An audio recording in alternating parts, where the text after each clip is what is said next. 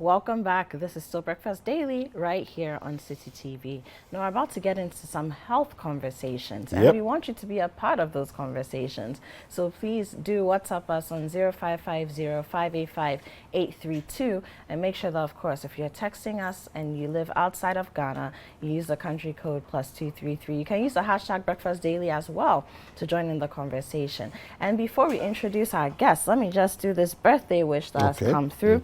Happy birthday to Mrs. Cecilia Avoclia. Is that right? Avoclia.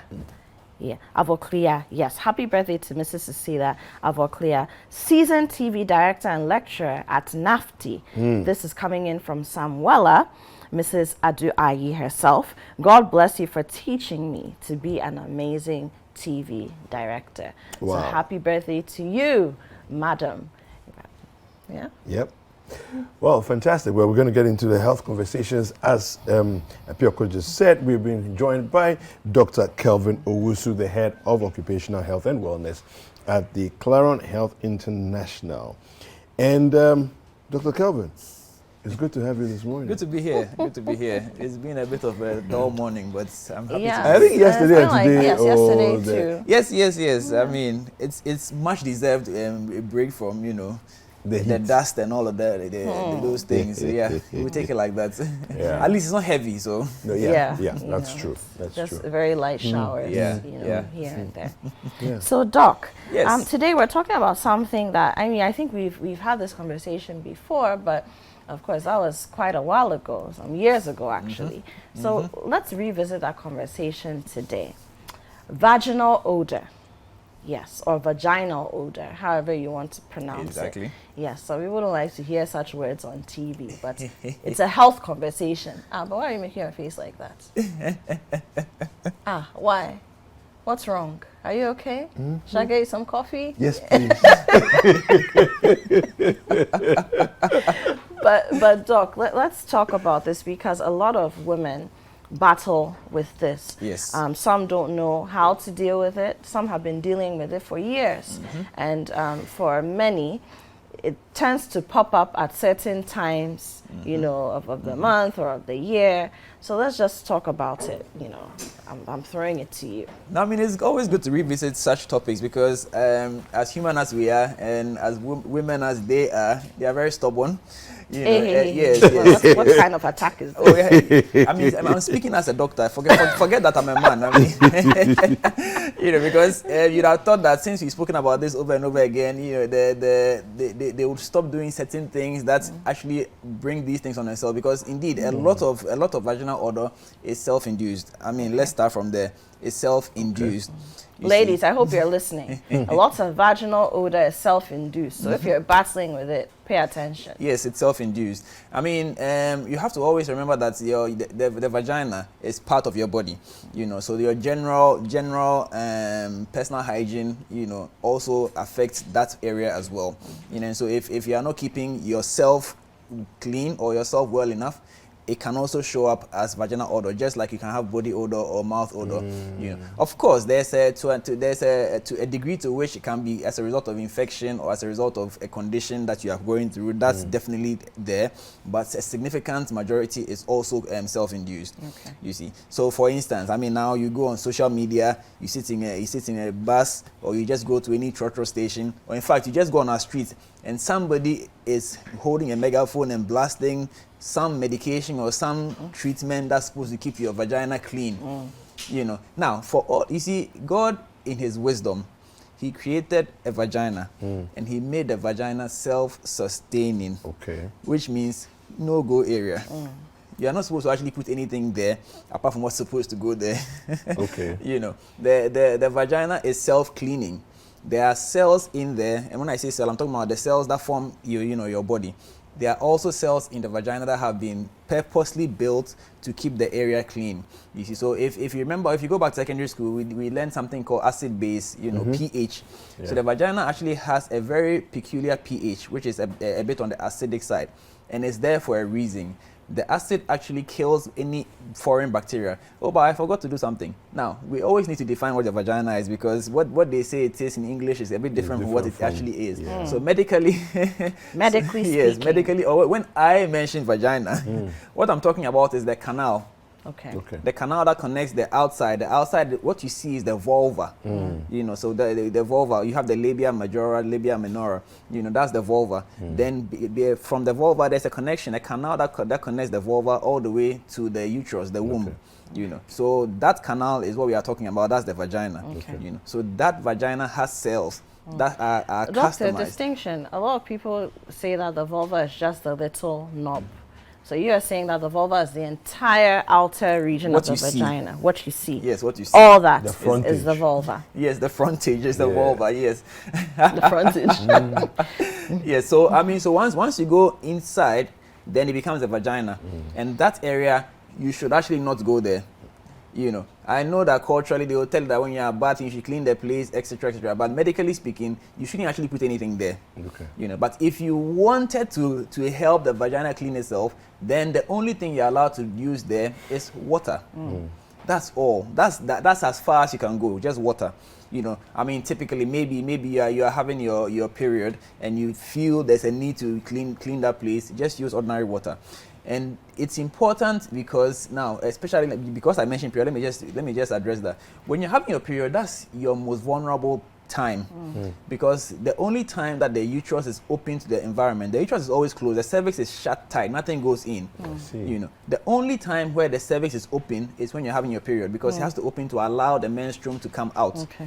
You know, and so at that point, anything can also go in. So if you put anything in there, you are putting yourself at risk. You know, so it's one of the reasons why we say don't even bother. It will take care of itself. You see, because the acid pH over there is there to kill any invading bacteria. Okay. But every time you are tempted to put something in the vagina, you distort or you disrupt that The pH. You know, you either most of the time the disruption is to bring it down to neutral or sometimes make it basic, which actually encourages setting growth of- the So growth there of has certain- to be a level of acidity. Yes, the I mean, acidity so is if very, we very are thinking important. about it in laywoman or layman's terms, acid actually tends to be a bit corrosive. Yes. So it can kill things. It doesn't also mean go and Yeah. put acid there. Oh, no. Please, No, please. That's not what we are saying. I've seen quite a lot in my short medical career. But Doc, I know we're talking about vaginal odor, but you just said something that has brought up a question in my mind. So you're saying during a woman's period or your menses, as you know, Yes. call it, that's her most vulnerable period because the cervix is open, anything can enter into the uterus or the womb, Yes. right? Again, layperson's terms. Have you seen in your practice, or I mean, maybe from colleague medical practitioners who have stories of their own, have you ever seen someone develop some kind of infection or some kind of complication in the uterus because of things that they're introducing? Oh yes. There's always most women, especially those who are sensitive, I mean, everybody has a different pain response threshold. You know, so most men who are sensitive would notice that usually about 2 to 3 days after their period has ended, there's some degree of tenderness that they notice in their lower abdomen. You know, so Feels sore. Exactly. You know, so there's some theory that there's always some degree of infection, because once the cervix opens, there's bound to be something that will go up. You know, so there's some kind of infection that would take place, you know, right after your period. But usually the body is able to deal with it, you know, because that's what the white cells and everything is there for. So there's a level of control. So they'll deal with it, and within 2-3 days you are back to your normal self.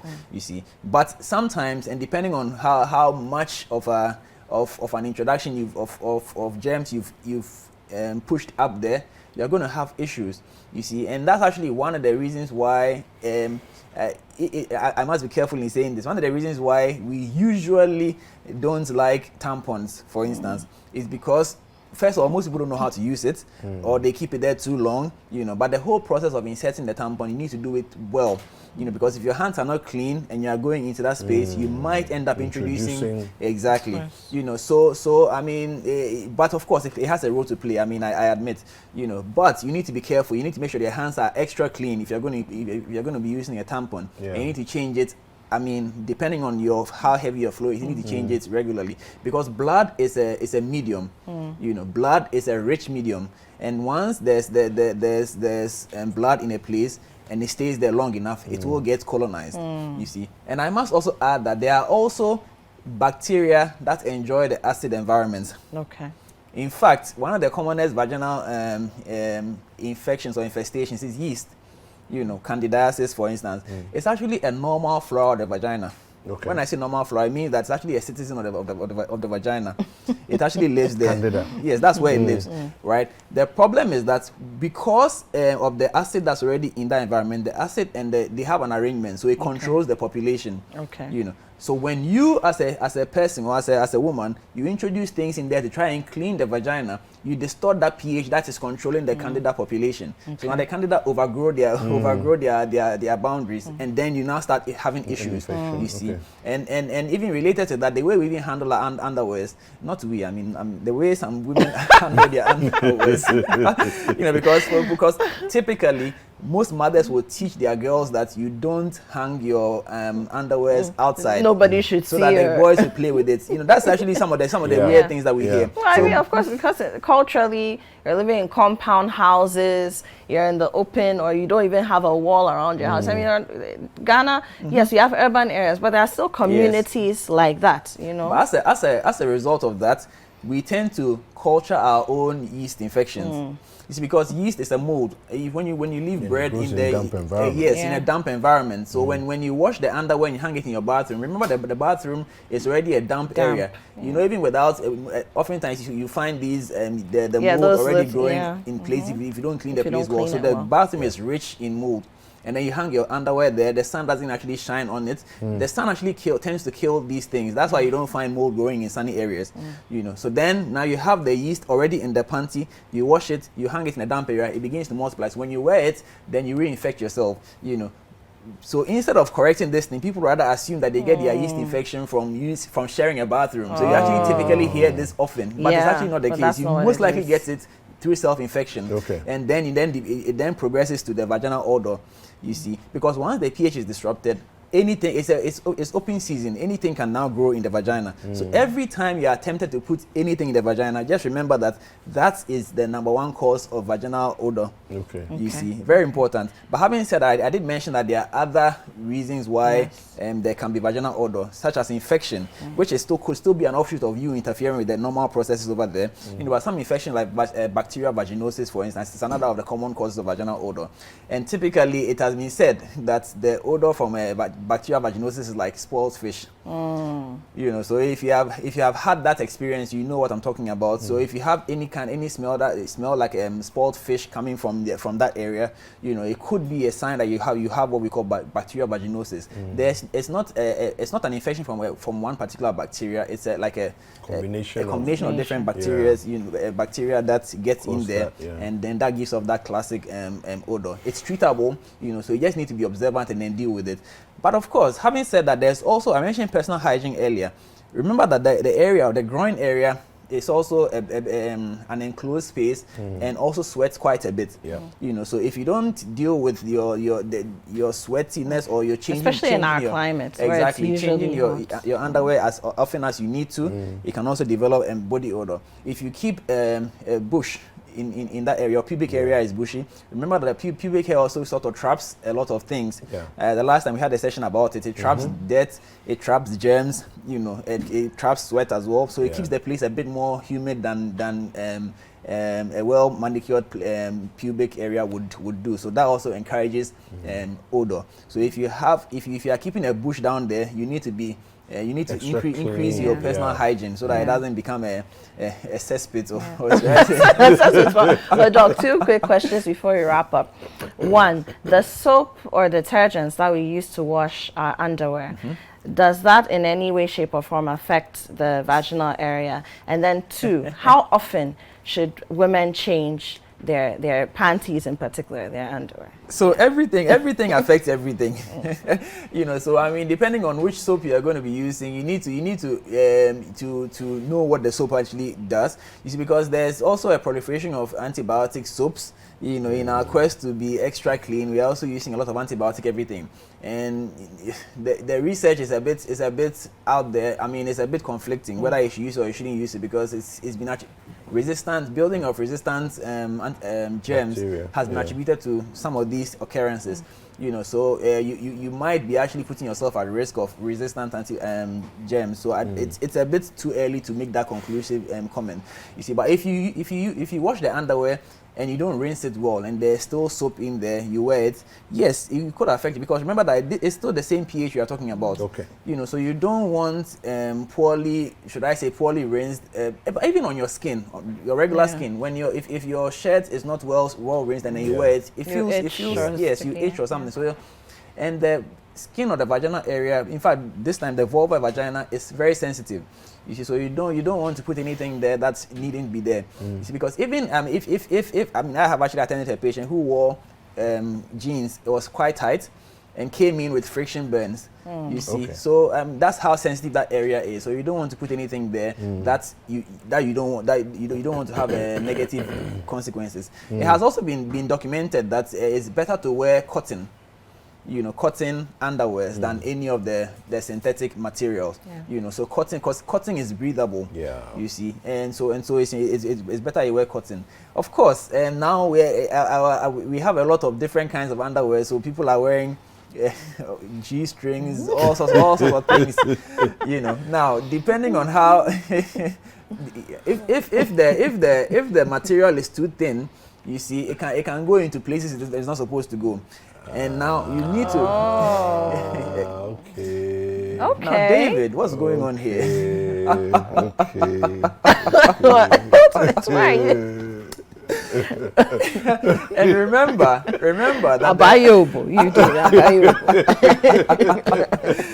Remember that the vagina is very, very close to the anus.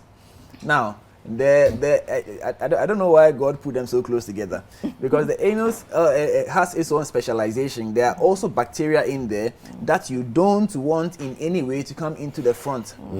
So I'm sure that as I remember this from life skills class, those times I don't know what subject where they are teaching this now, but they will tell you that when you are cleaning up after using the loo number 2, you clean from the front to the back.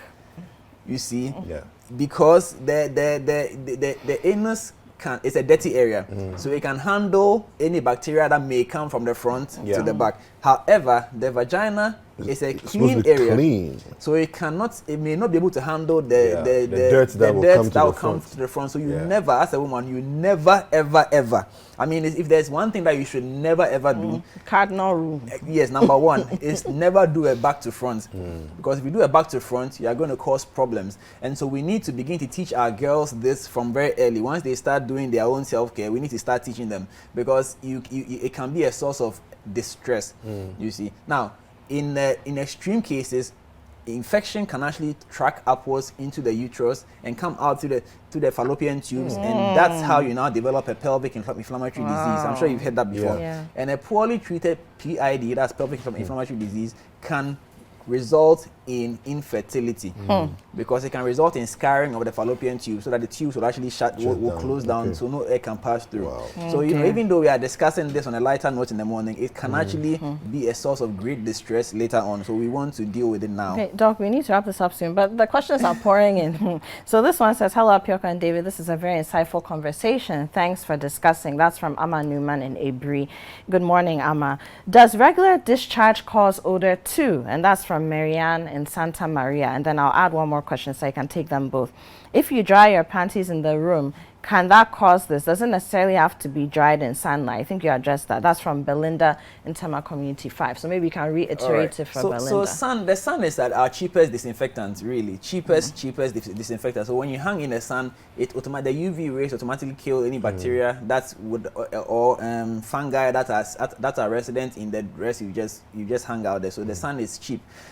If you're not going to use the sun, you may have to then use a dryer, the washing machine dryer, which is quite expensive. So the sun is the cheapest option. So even if you are planning on hanging what about an open fan? Like leave a fan. The fan on. doesn't do So the heat. What about ironing? ironing. So Okay. that's what I was going to mention. So ironing is also an option if you're going to. If you still insist on hanging in the room, then ironing is the alternative again, but still expensive. But yes, it works. Somebody says, "What about a hair dryer?" That's a pretty tedious way of doing it. Yes, but the hair dryer. Okay, so I mean, I haven't done any research on the hair dryer per se, but there's research on the hand dryer that we find in washrooms, typically in washrooms, Okay. which has been documented to be a storehouse of germs. So personally, I don't use that. I don't use hand So dryers. put your hands Neither under do the- I. put I your actually hands have under a the fear of the, like, hand I don't dryer. know why.